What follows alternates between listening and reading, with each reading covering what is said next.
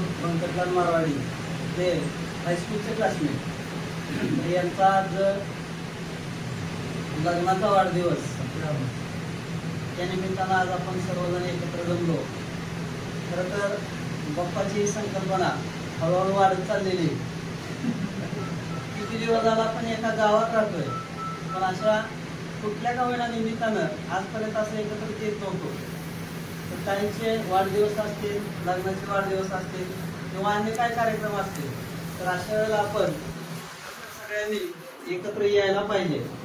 एकमेकांच्या विचारांची त्या निमित्तानं देवाणघेवाण होती, त्याचबरोबर एकमेकांना अडीअडचणीला सहकार्य असेल किंवा कार्यक्रमात कुठल्या सहकार्य असेल